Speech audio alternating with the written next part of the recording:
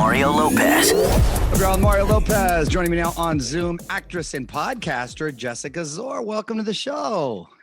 Thank you for having me. This is so exciting. I have been a fan of yours since I was very little. And you obviously still look very handsome, and I'm just a big fan, so I'm very pleased to be here. Well, I really appreciate the kind words and thank you for that, and thank you for making me feel old since you were very little. I was thinking that you literally don't look like you've aged at all either. You look beautiful. So yeah, young, very little. So you're my all-time favorite person now. Just thank you. I see you on IG. You live in Calgary, huh? I do right now. I'm here for the hockey season, basically. My boyfriend plays hockey for the Flames. So when the season's done, we'll be back in California, and Arizona is where we split our time usually. Nice. Where are you from originally? Wisconsin, Menominee Falls, a little town outside of Milwaukee. Menominee, okay, outside of Milwaukee. All right. Yeah. I just spent some time in Kenosha. Okay, yeah. That's very close. I'm like 30 minutes from there. Oh, okay. Yeah. I'm actually taking my son to a wrestling camp. There? No, where it's somewhere in Wisconsin, but okay, yeah, near Milwaukee and stuff. Yeah, so, wrestling's very big in Wisconsin. I mean, in the Midwest. Yeah, very big. Cousins did it and took one and state and nice and all the things. So that's cool. Oh my God, you know that world then. What's life like up in Canada? To be honest, it's very similar to Wisconsin. It's very green. Everyone's super nice. The accent's very similar. Everyone's like, oh no, hey. You know what's funny? You're right. Because I've spent some time in Calgary as well. I would say that's sort of like the Texas of Canada, wouldn't you? Yeah, Alberta. I think so. Yeah. Right. There was a lot of country. Very much my vibe right now. Yeah. Well, yeah. There you go. All those on. You're rocking it. Where he plays hockey, it's called the Saddle Dome, and they have like this huge, it's very cowboy. Yeah, you're right. Totally. Nice. Well, congratulations on the new podcast. XOXO is the name of it. Obviously all about Gossip Girl. Where'd the idea come from?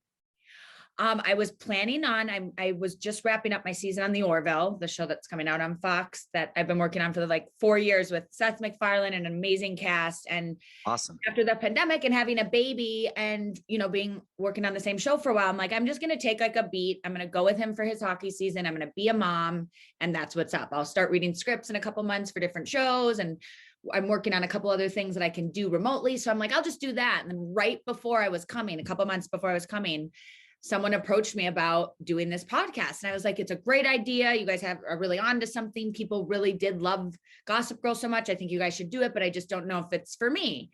And then I kind of slept on it for a couple of days. And my manager's like, if you have any creative ideas or things you want to change, why don't you do that? And then why don't you go and do it in Calgary? And I'm like, wait. So they came and built me a studio here. And that's kind of how it started. And now I'm like very in love with it and taking a walk down memory lane. And you being on one of the biggest shows of all time, like, when you go back and kind of revisit some of the things, which I'm not sure if you totally have or not, like maybe not as much as I've dived in, you look at it in a different lens. And it's like, I can appreciate a lot more than I did while I was filming a little bit in a way. Absolutely. I was just going to say, it must be such a cool therapeutic exercise for you too. You can appreciate it. You look back, you reflect. It's a lot of fun. So no, I think it's very cool. Do you, or have you stayed in touch with a lot of your castmates over the years? Yeah, I have. I've worked with a couple of them on other things. And then there's a few of us that are in like the same group where we're like at each other's weddings and baby showers and things like that. So that's been super nice. And then there's a few that I haven't talked to or kept in touch with as much. So it's nice to catch up with them and reminisce and take a walk down memory lane. And it's also like being a parent, you also look at a lot of things in life in a different lens. So there's certain things where I'm like, my daughter's never watching this show, like at all. Exactly. Parents used to say that when we'd film. I'm like, lighten up. It's not that exactly. Like, always never seeing this. Catches up real quick. Your character, Vanessa, wasn't exactly always the most beloved, right? So how'd you handle some of the fan reactions back then? Then I feel like I was so in it, and it was just kind of like, to me, I'm like, I'm playing a character. I'm like kind of just taking what's off the page and bringing it to life.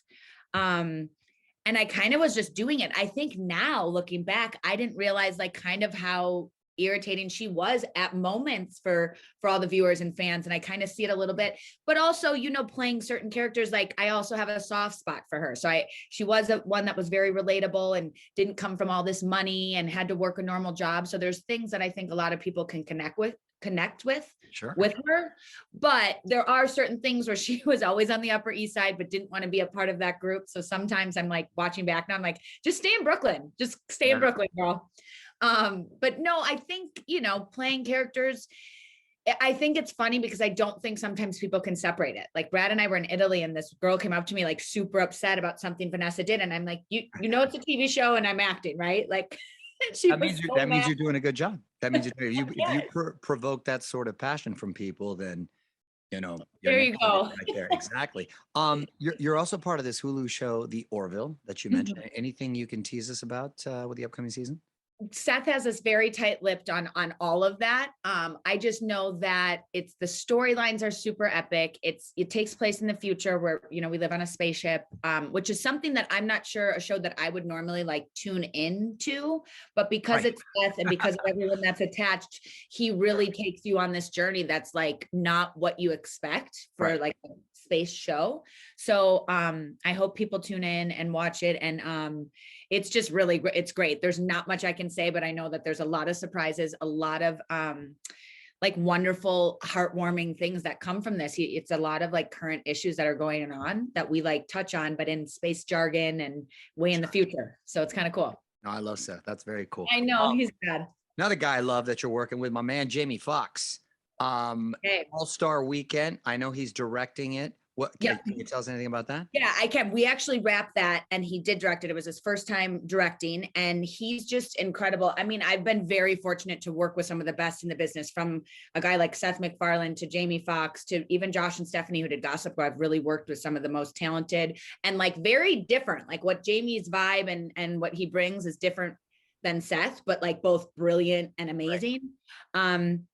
But he, working with Jamie on that film, he really brought out like a kind of comedy side of me that I didn't know I had. So that was really scary, but also fun. And he's just someone that Jamie has so many things going on, from like whether it's an album or a book or a movie or shows that he's producing, or I just don't know how he does it. And he just has this like calm, easy like pace to him, and really like can just talk to you and like bring out certain things. And the cast that he got together for that film is insanely epic. And I don't know exactly when that's coming out or when what's going on with that, but it was such a great experience. And I hope to work with him many, many more times. Yeah. Looking forward to checking that one out.